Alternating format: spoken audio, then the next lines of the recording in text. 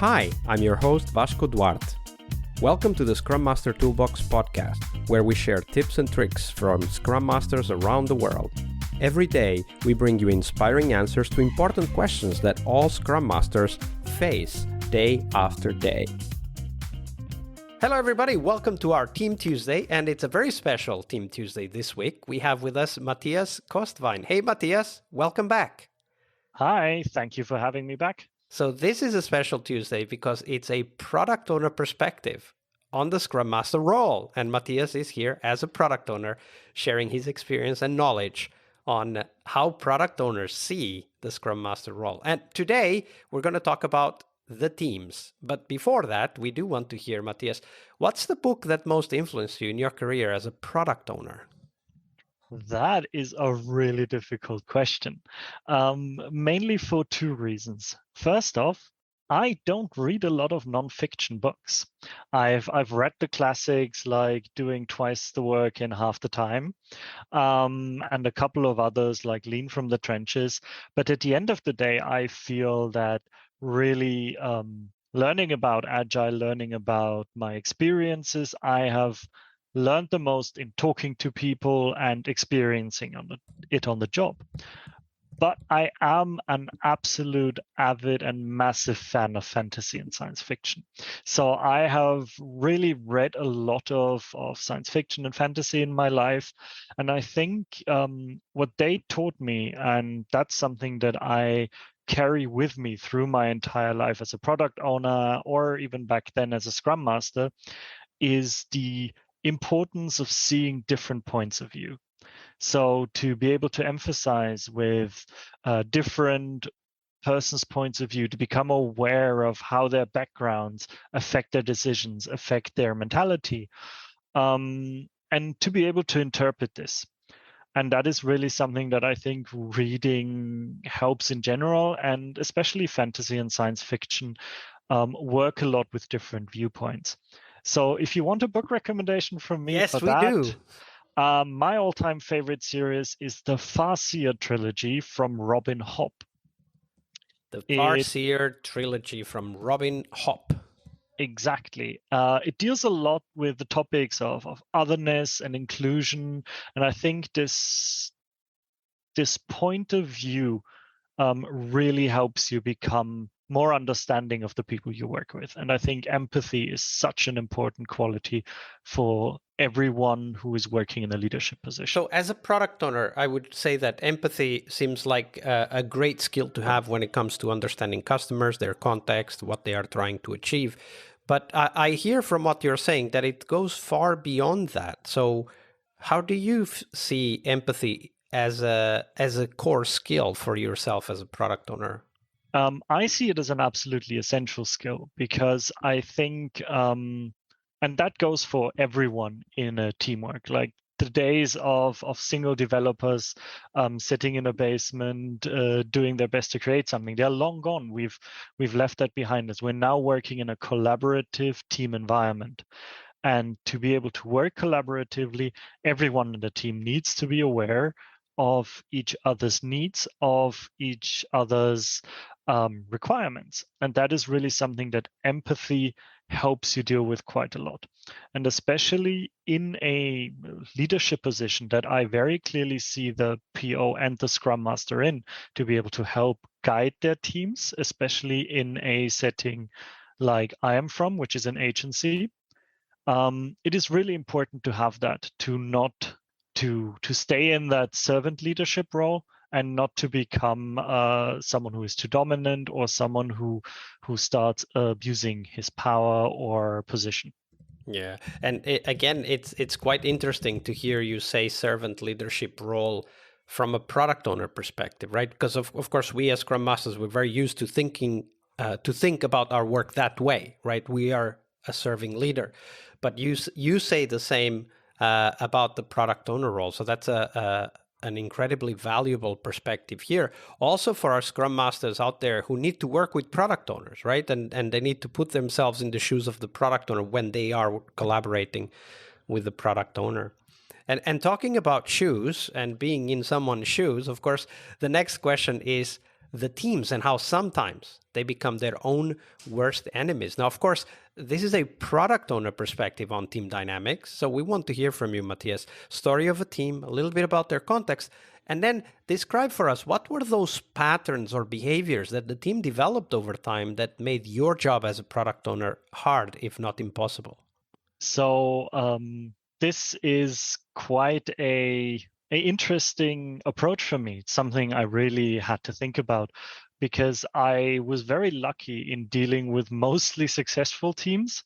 But when I think back, I saw a lot of things, or I saw one pattern emerge very, very clearly. And that is something that we have mentioned in the first part of this podcast already, and that is estimations. So what about estimations? What was the pattern? So I joined another team that was already not doing so well. So as you can see, there's a bit of a pattern emerging that I have been assigned to teams that have not been working that well to really give them a bit more guidance and to build them up. And what I saw here is a pattern of not being able to estimate correctly, but much more important, not being able to communicate the uncertainty behind this estimation to a product owner. And that is something, again, in an agency setting specifically, that is absolutely catastrophic for a product owner because you are supposed to be the face of the team to the client. So you are the one who goes with this estimation to the client and tells them, this is going to be 50 days. And when suddenly out of 50 days become 200 days, it is really difficult to argue this with a client. And it puts you in a really difficult position as a product owner, because on the one hand, you are part of the team. You do want to protect the team from all this pushback. But on the other hand, you now have to explain a discrepancy that is very, very significant. So tell us a little bit more about that pattern. So I imagine that a project doesn't go from 50 to 250 days in one day, right? It takes 200 days to get there. Yes. And obviously, the first day over 50 is already a big indication that something is not going so well. And you probably knew about that even before day 50. Yes. So how did this pattern emerge? If you don't know why, at least describe it for us. What was going on? Because I imagine that, they're wrong about something, they figured out they're wrong, and then they're wrong about something else. And then they're wrong about something. How did it go? So in this case, it is a very interesting mixture. So this team works with a really challenging client, a client that is very budget focused. So for years and years and years, they were conditioned by the client and former POs to be as minimalistic with their estimations as possible.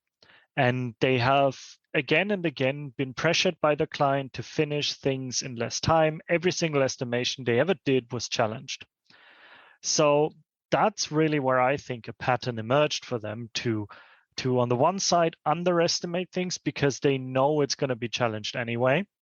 Even though we as a project leadership tried to give them the security, it is much better to estimate a bit more and to be wrong than the other way around. There is really over the years a pattern emerged of them being, for lack of a better word, even traumatized by the situation too often, that they instinctively went, we need to go on the lower side.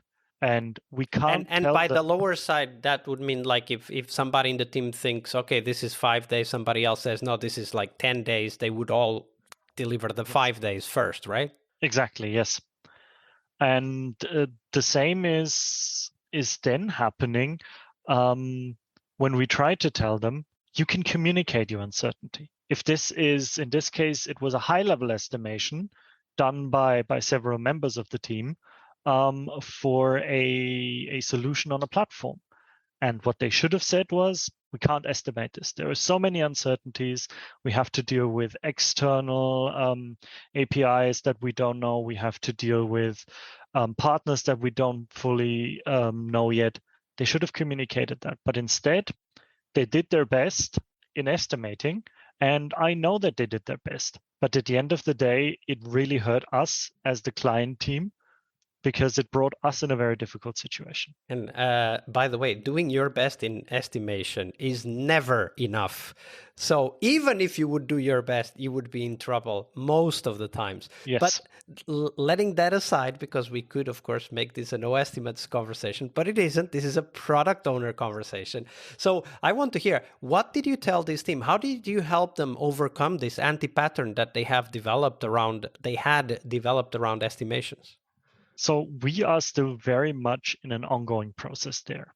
So I have since stepped a bit out of the product owner role in this team, but I am now coaching the product owners of the team.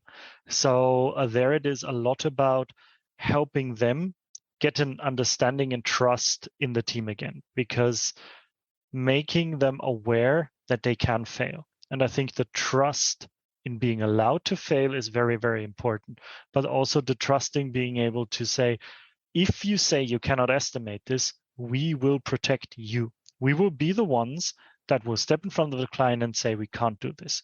You will not have to be the one who defends this decision, but you need to be the ones who tell us that you make this decision, because you are the technical owners. This is your project. This is your baby. You need to show ownership. And this is really a discussion we have at the moment, and that is still going on, and it will take time to break up these patterns. Absolutely. And one thing that you said there that I want to pick up on, because it's both PO and also Scrum Master responsibility, is to create this environment in the team where it's not that it's okay to fail. That's not what it is about, but rather that it's impossible to know if we will fail. But if we hide information, it's for sure we will fail.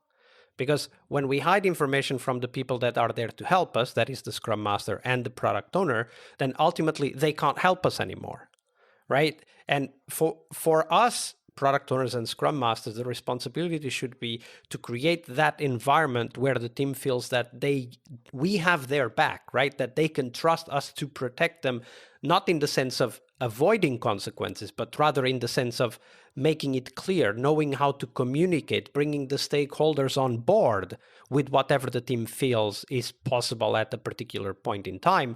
For example, not knowing how to estimate something that they've never done before, with technology they've never used before, using APIs and partnering with companies or teams they've never partnered before. Like, it's totally understandable that they might not be able to estimate that, but they need to say it, right? Because they say, oh, no, this is 5 days. Then, of course, we as Scrum Masters and POs, we're going to believe it. We're going to put that forward. And then when it's 25 days instead of 5 days, then we all look bad. Exactly. And as you said, it is important, especially in an agency setting. Sometimes you have difficult clients. Sometimes you have clients that you need to shield your team from. And sometimes you have clients that are very understanding, that you can bring along engineers or developers and have a conversation with the client. So it's really very, very differing depending on circumstances. But the team needs to have the security and the confidence in their PO and in their Scrum Master that they're going to have their backs. Absolutely. Thank you for sharing that story, Matthias. You are welcome.